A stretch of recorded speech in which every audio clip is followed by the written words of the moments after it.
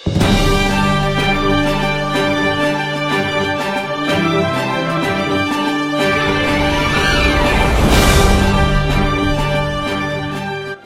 pesan singkat polisi saat gali kuburan di Aceh.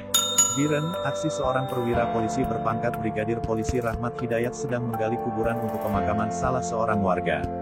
Polisi mepep-pep bahasa Aceh viral di Biren, ini cara Brigadir Rahmat Hidayat berpesan sambil gali kuburan. Biasanya polisi yang melakukan patroli dalam kota menggunakan bahasa Indonesia saat menertibkan pengendara kendaraan yang melintas dalam kota. Berbeda dengan Brigadir Rahmat Hidayat, anggota Satuan Lalu Lintas, Satlantas Polres Biren ini, ketika melakukan penggalian kubur salah satu warga di kabupaten tersebut, saat sedang menggali kuburan polisi ini berpesan menggunakan bahasa Aceh. Mari kita simak isi pesan polisi Aceh berikut ini. Assalamualaikum warahmatullahi wabarakatuh. Syaralun yang mudah, Mansi Gom Aceh, yang nadi bumi Allah. Royo katanya tacok petikan dan tabuh peristiwa yang istimewa bagi katanya yang tamu di bumi Allah.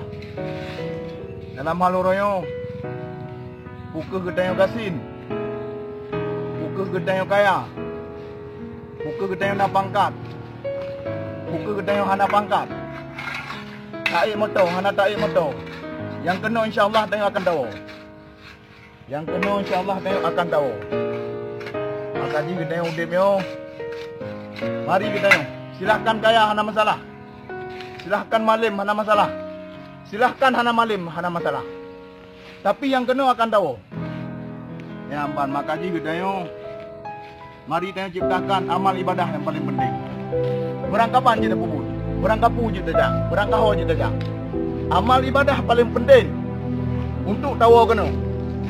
Hana memandang kena pangkat. Hana pandang kena kaya, hana pandang dia gasin, hana pandang malim, hana pandang hana malim. Tapi yang kena insya Allah kita akan amal ibadah yang paling penting. Sekian, terima kasih.